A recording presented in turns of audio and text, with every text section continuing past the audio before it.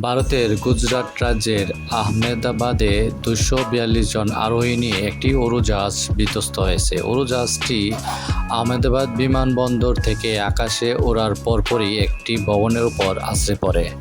ভারতের ভয়াবহ এ দুর্ঘটনায় ২৪০ জনের বেশি মানুষ নিহত হয়েছেন।